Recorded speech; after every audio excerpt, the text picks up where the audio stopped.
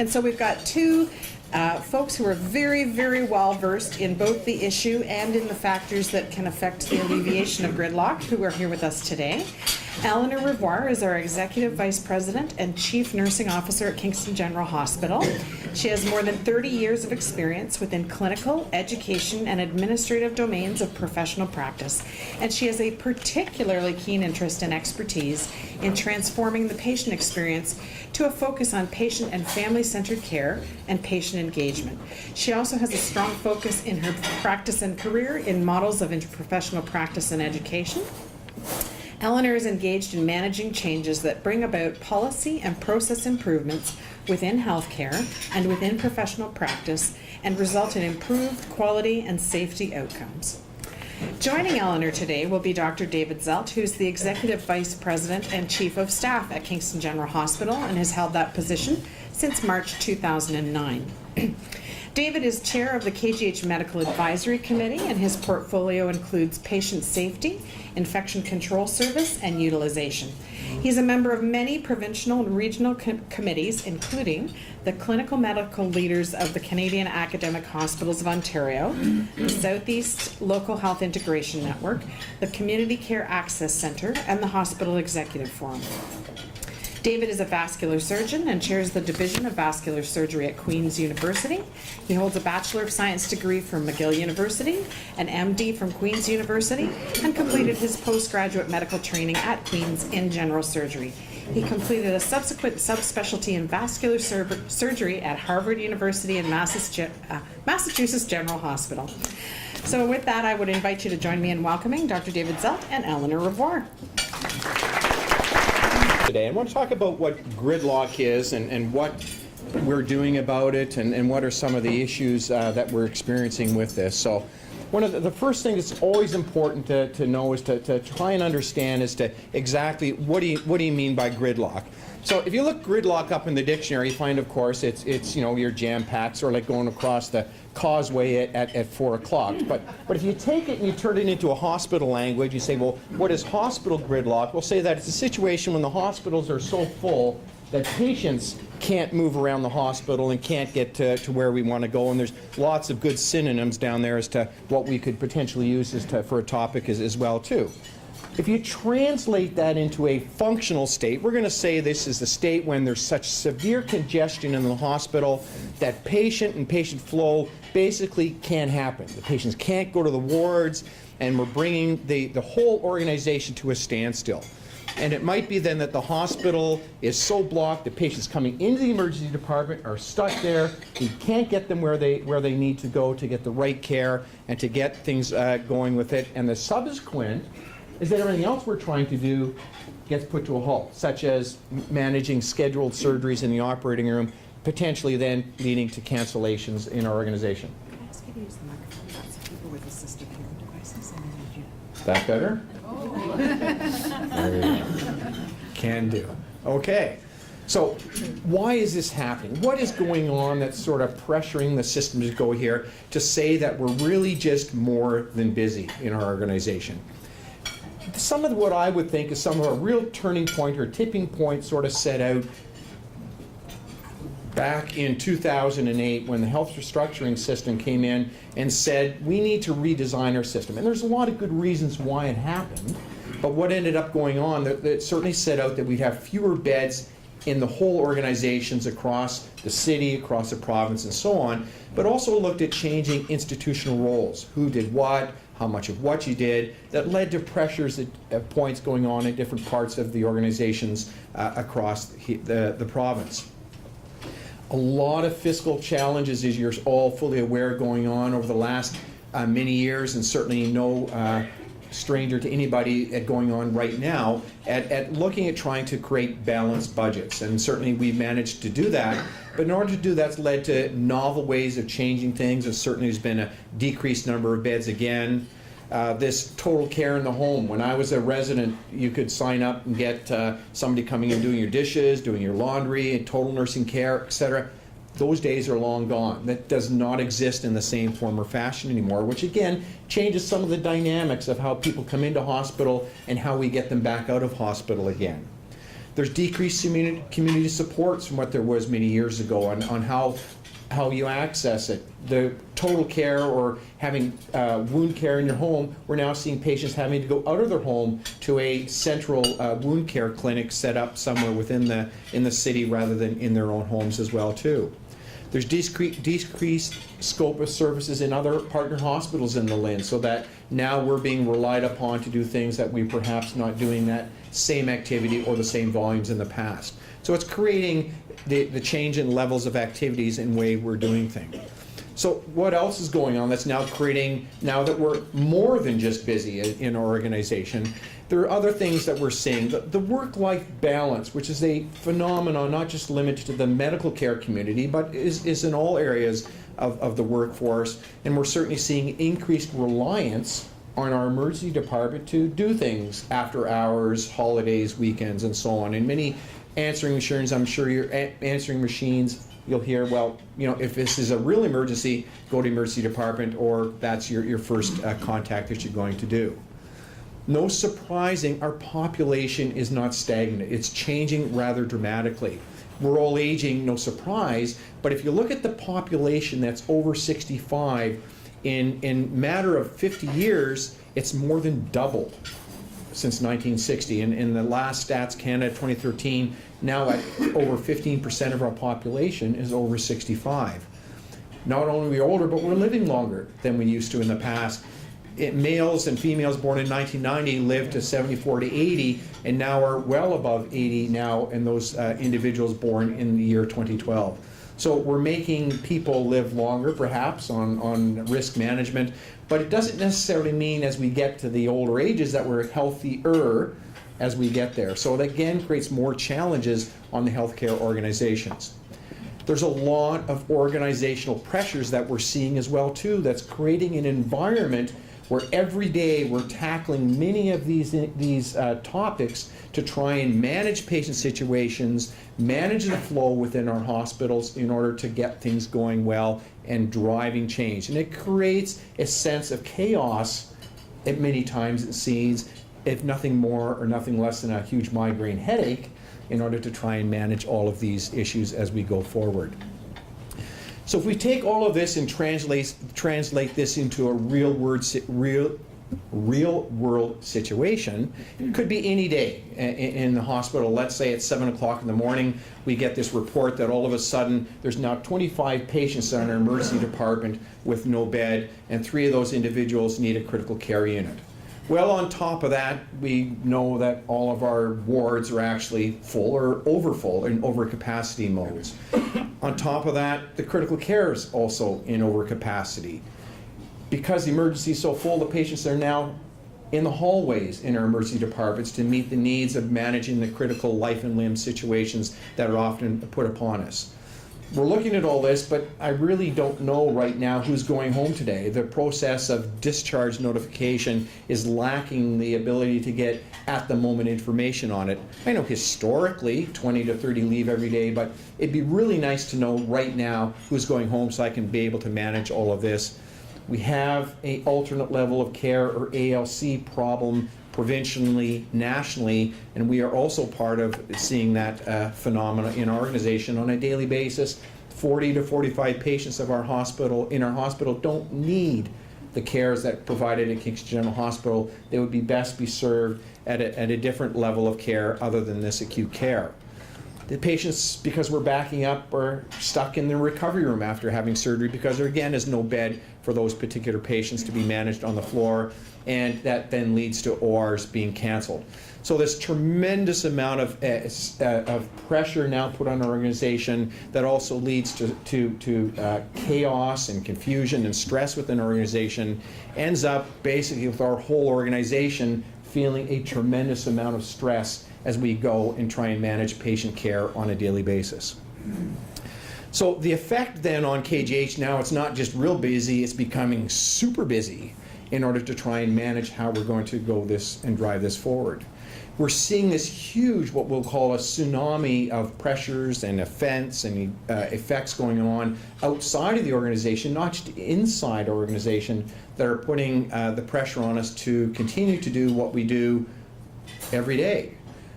But if we look at what we're doing every day and seeing all this, it really entails us to start looking at how we're doing things. If we're doing things the same way we do it today, it's not working. So guess what? Doing it tomorrow is going to be no better than it was today. So we really need to begin to critically assess the manner in which we're providing the patient care and patient flow in our organization in order to make it better and to begin to look in the future as to what other demands are going to be put upon us, so we're beginning to look at this in a very critical manner. So if we look at this, we really need to begin to start create order and process on driving the changes here to really look at this.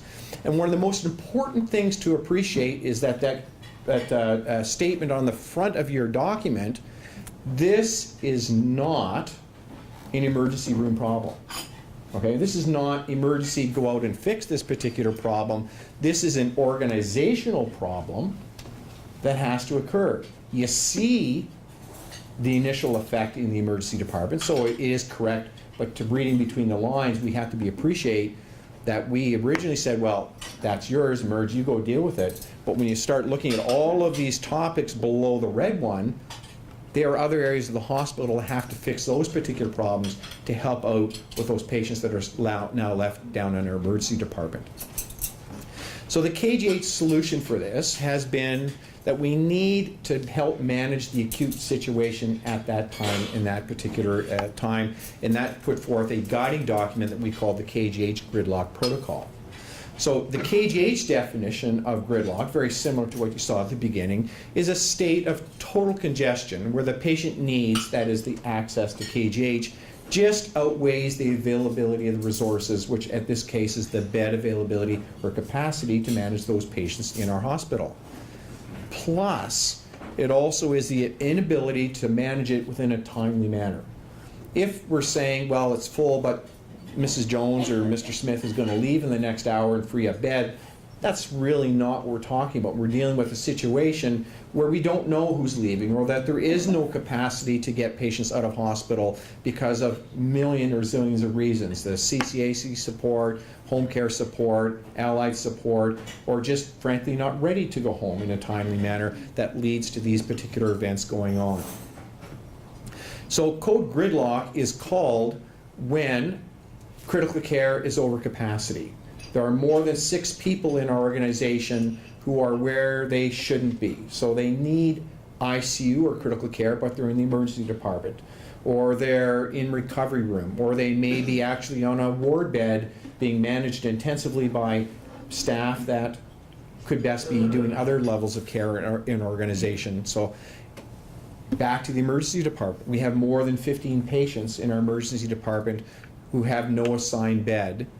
And we also have patients now who are in beds that we would call overcapacity. That means those beds aren't in the normal funding stream of the budget, and we're now dealing with overcapacity, unfunded bed usage in our hospitals to manage those particular patients. So when we call code gridlock, and the operator announces this on the overhead, the expectation of the organization is stop, take a quick breath, listen to what has been just announced, and then go into action. And the go into action is to really set your priorities of patient flow as the #1 event of your next number of hours in the organization. To look at freeing up space, that is expedite all appropriate discharges. This is not to go around, walk around the wards and start kicking people out of the organization because, well, you know, you've been here too long. It is to get the patients that were supposed to leave organization. They may just have needed help organizing a ride, or they may needed to have a particular consult by Dr. Zelt, but he's been busy or forgot about it. Well, let's get him down and then get that particular event organized to get you out of the hospital. So the key word is appropriate discharges. We also need to, because we're full, prioritize access. If we're starting to see patients backing up in our recovery room, it only has so many beds. We can't keep putting through very minor surgeries versus life and limb surgery. So there's a need to prioritize that access under these particular circumstances as well in order to get people managed in an appropriate time frame. If they're canceled, they get rescheduled, reslotted into the system in a timely manner as well too. All of this does require the need to have good communication to ensure that the people who need to know there's an event going on, not only internally, but externally. As you know, KGH's role in the community is to manage acute, complex, or tertiary level care. If we're in gridlock, our partner hospitals, the Bellevilles, the Brockvilles, Perth, and so on, need to know that. Because if we're busy, they will potentially have backup as well too. So what goes on in one institution or organization may well lead to other backflow issues as well, and we want everybody in tune. Well, we have called gridlock a number of times over the last while, and we've had our first process of gridlock development, the protocol and so on, that led to, in the last quarter of the fiscal 2012, we called 2 gridlocks with an average time of about a 24-hour, 26-hour period to manage that gridlock. Over the next fiscal year in 2013, we were up to 15 gridlocks called over that year, amounting to almost 726 hours that we were in gridlock or inability to do what we would like to do on a day-to-day basis. And the average now upwards of 48 hours duration that we were plugged up, as it were. So as we look at this and we look at what was going on in the organization, we were basically in a cell or prison cell locked up in a gridlock situation and unable to make patient flow go the way we really wanted it to happen. So in order to try and find solutions for this and driving what we want to be able to do to get patients managed in an appropriate manner, we had to look at new tools and new ways to manage things in the organization. And what we did to try and break out of this cell was to use what we call value stream mapping or lean processes in order to make this problem better and to eventually look at seeing gridlock disappear. And so I'd just like to sort of talk a little bit about how we've approached some of the solutions with this. A key part of this is actually having all of our activity grounded to our strategy. The strategy for KGH is a document that has been guiding the actions of the organization for the past 4 years. And it's how we make the decision about how we allocate all of our time and our energy and our resources, and it's part of our commitment to the community. And so this identifies that part of our commitment is to transform the patient experience through a relentless focus on quality, safety, and service. And one of the outcomes that we have talked about and that we're sort of really keying into today is that all preventable delays in the patient journey to, within, and from KGH will be eliminated by the end of our strategy, which is next year, by the end of March next year. Each year, we develop an annual corporate plan, and that plan makes some specific declaration about what steps we're going to take. So as David's identified, when we saw the way the gridlocks were unfolding in the year 2012-2013, we said we need to actually make this very explicit in our strategy, declare to the community and to the organization that this was a commitment of the board and the executive, that this is an issue that would be addressed. And so these, in the annual corporate plan for 2013-14, we said we are going to address the top sources of gridlock, and we would look at specific measures that we would say become that barometer of whether we are actually making any change. So those 4 specific measures were reduction in wait time, reduction in length of stay, decreasing avoidable admissions, and optimizing the occupancy rate. So that's meaning we don't want more patients on a unit than there should be, and we don't want fewer on the unit. We want to make sure that the access is appropriate. So as we've identified, value stream mapping was a very key part of this, and it's in this year we really said we've been talking about gridlock, we've been talking about patient flow for some time, and it's one of those situations that if you approach things the same way repeatedly, you're pretty much going to get the same results. This was the declaration that we were going to actually approach things very differently. So we said the organization was going to use the lean methodology, which is a quality improvement or a continuous improvement approach. But it involves what we call a plan, do, study, act cycle. So often we go for what we see to be the ultimate solution, as opposed to taking small incremental steps that can help us get toward the outcome that we're wanting. And this methodology gets everybody sort of talking and gaining an understanding of an issue, and then figuring together, like collectively, what is it that we might focus on? How will we measure that we're making a change? And do we need to refine it in any way? It doesn't need to be perfect to make the change.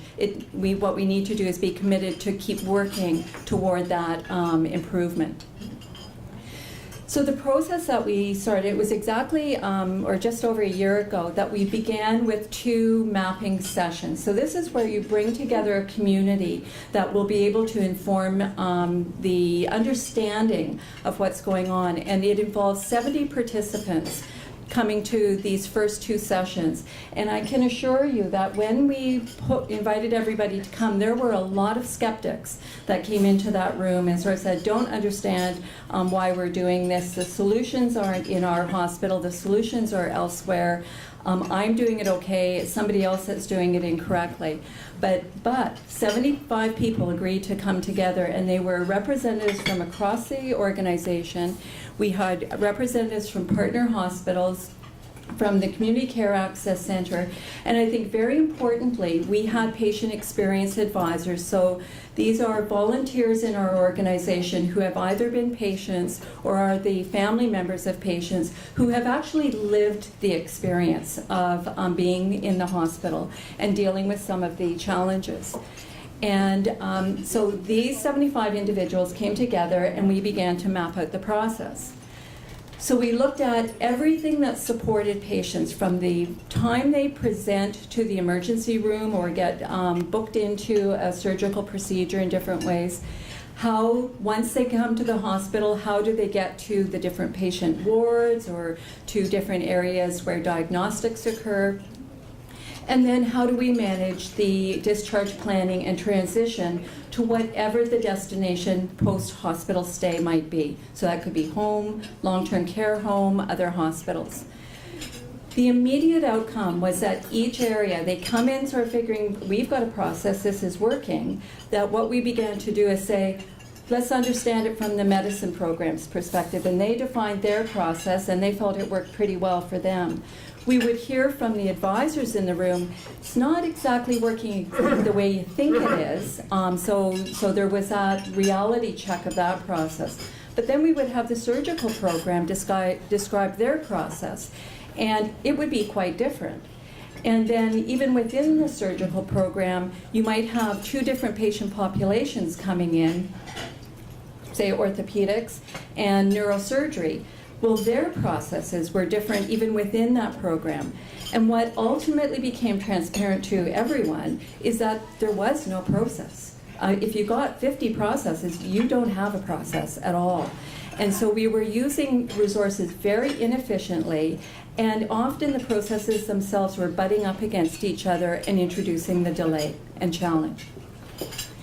So what we did is the schematic at the bottom is not to be read, but it's to illustrate that what we did is we took every step of that and then we analyzed it a little bit further to say that if a patient was coming in to the emergency room, let's dig into that a little bit and see how the different areas were managing it. So a key part of this process is to bring data to understand so that it becomes more objective and less about individuals. And more of the focus on the opportunities. And out of this, as example, we looked at the trending data for the number of patients that are admitted by service. And when a decision's being made to admit a patient, how long does it actually take for the consultant to get down to the emergency to help with that decision? And so we were able to break it down by every program and within programs by different services, and you could begin to bring out where there was a lot of variability. And you could say, why is it working well for some and not so well for others? And can we begin to say, what if we were going to standardize it, what is it that we can focus on? So that's just a schematic that shows one particular step. But that work occurred in every step of the process, from the point of presentation to emergency to the point of discharge in the hospital. So you can appreciate it basically took 75 people 5 half-day sessions to map all of this out. So what happened then is, as a result, we were able to identify some of the top opportunities that we thought, if we just begin to look at a step in the process and make an improvement, maybe we will be able to have that incremental impact on the patient journey and flow through the organization. So we said we want to define the process for the decision to admit better. So this is when patient comes, how is it that we work through the process, and who do we engage, and how quickly can we engage them, how effectively can we engage them to make that decision that this patient is to be admitted. And that's going to decrease the wait time for that patient. Another example was the bed allocation process. We had a heavily paper-based system for a physician, as example, to make a decision, like write an order that the patient would be admitted to a specific unit. Then that information would be transcribed to an admission form. That transcription itself introduced the risk of error in transcription. Then there would have to be transmission of that paper to a different geographical area of the hospital, which that introduced a delay. Sometimes, because that was difficult, we would hold a whole bunch of them together so that we would only have to send them on one trip, but that meant some decisions to admit were actually being delayed in their communication for some time. And by simply eliminating that paper process and tapping into the technology that we have with the emergency department information system, we were able to eliminate the transcription of the order and have that information go directly to our admitting department, who would say, there's either a bed here or we now have that patient in the queue. Huge saving of time. We also looked at the process by which the environmental service team, so the team that has that accountability for cleanliness and cleaning and preparing the rooms for admissions, how we looked at the process of how they know that a patient has been discharged, how quickly can they get to the room to begin the cleaning, how can they clean the room while communicating elsewhere that they are cleaning the room, so that by the time they finish the room being cleaned, that the patient is actually there and ready to be admitted to the bed. That can reduce hours in a patient's stay in the emergency department. And the next opportunity, as example, was handover of information from one unit to another. So we came up with a very reliable, consistent way that is now used throughout the hospital for the transmission of that information from the nurse in the emergency room to the nurse on whichever receiving unit. And apart from the integrity of the information that's being transferred now, it's actually had an incredible benefit because the whole process was designed with input of patients. And so we heard that they were hearing what information seemed to be lost in the in that transfer. And actually, things that were very personal to them, their personal items, this process actually captures that. So we have experienced a reduction in the loss of personal items, which is really key to the individual, but that actually can have a cost impact within the organization as well. And the last process I'm going to speak to was the way in which we know who is on call, so that when there is a consult being placed, we get right to the person that is supposed to be at the end of that call. And surprisingly, that wasn't always accurate. So time would be lost thinking you were going to Dr. X, when in fact Dr. Y was the person that was on call. And so just looking into systems like this and having the collaboration of all of the medical departments and divisions, there's now a process by which there's accuracy to that information at all times. So those are examples of how we've approached it. What was key is having leaders directly involved and teams being constructed who could really inform the improvement of the process. So there's often talk about outsourcing to experts outside of the organization. This was really what you would call insourcing, and saying the expertise actually lies within the organization to make these improvements. And by including patient advisors and always making sure that patient voice was part of the redesign, we've actually been able to make these improvements much more quickly and much more effectively. We have been very deliberate in being true to the continuous improvement methodology. So this has required education within the organization. All positional leaders at KGH have gone through the education, and everybody who becomes part of an improvement team goes through the education. And the advisors, who are very key to this process, have also been supported in having this education. So they come to the design table as equal partners. The goal always is to have a redesign within 90 to 120 days.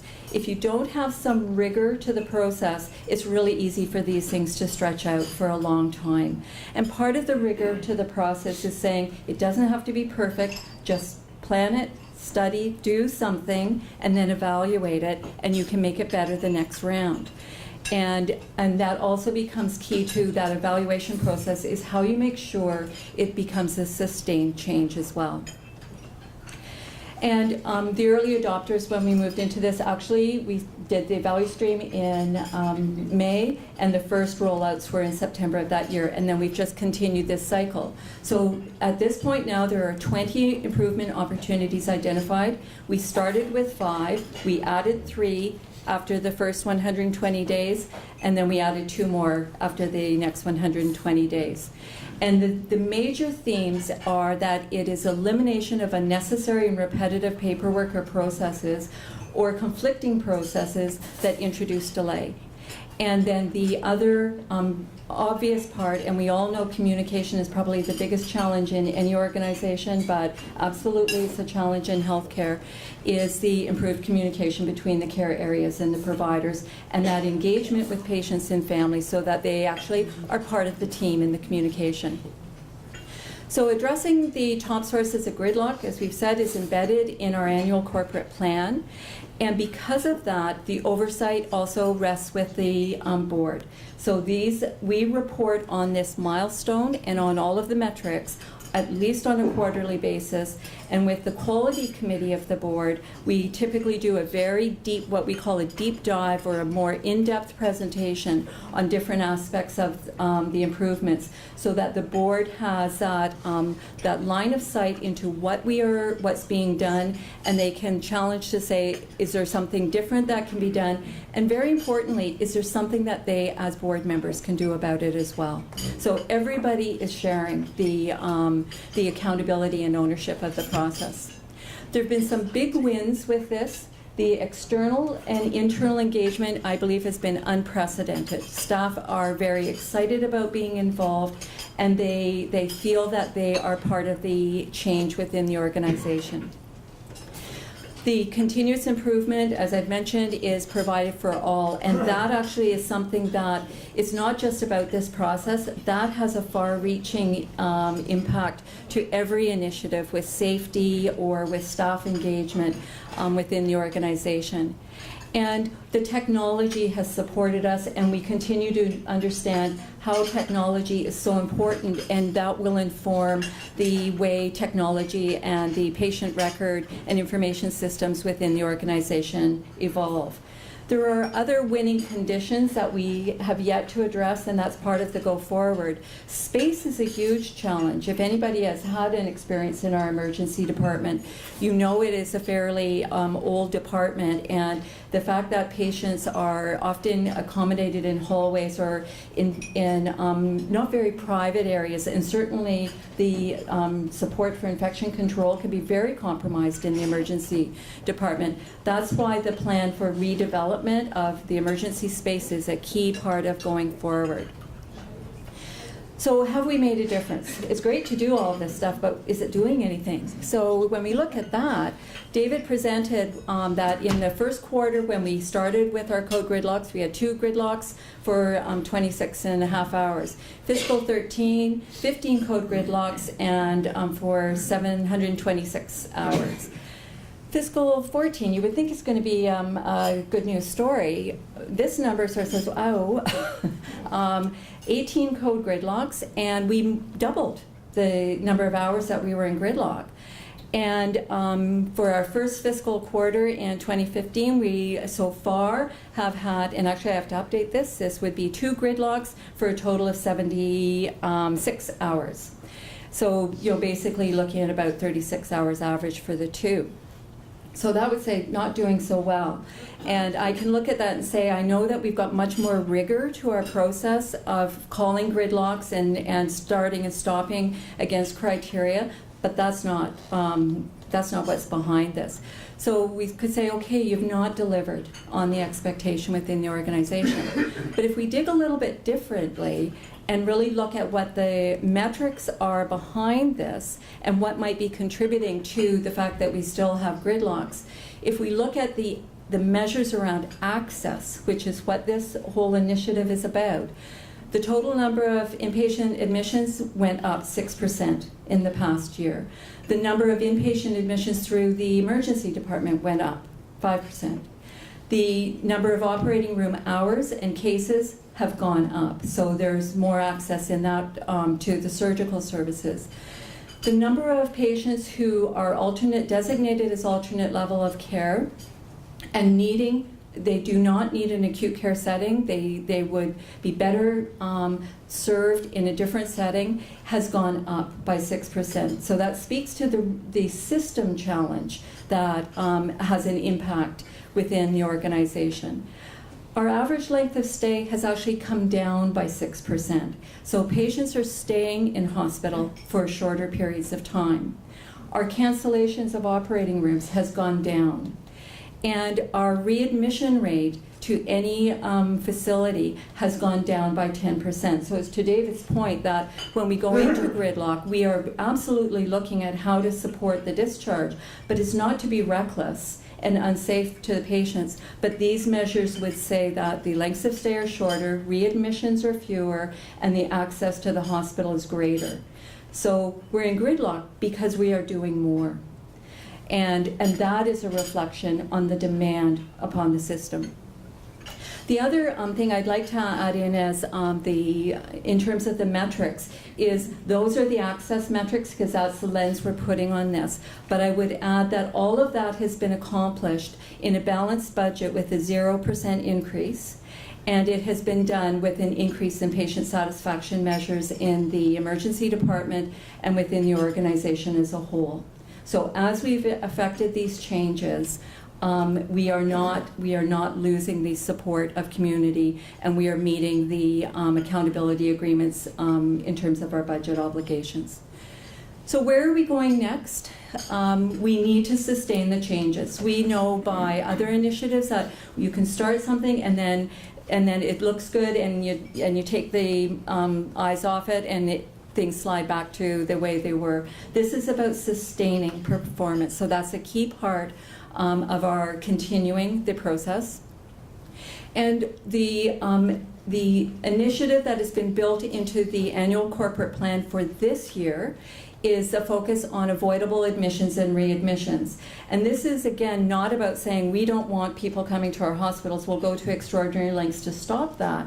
We're saying how do we work with our community partners, be it the health links, the family health care teams, community care access center, or other community support providers to say how do we support better discharge planning, transition to the community so that the care continues effectively in the community and prevents any decline in well-being that would require a patient to come back to the emergency department or need readmission. And so we've created the table that, again, is a very cross-sector table within our community to begin this work. Always with the focus of right care at the right time in the right place. And I think the very key part that remain very resolved on is always embedding the patient voice and perspective into what we are doing. We have found that that has been a huge escalator of change within our organization, and we believe it can have that impact at a system level as well.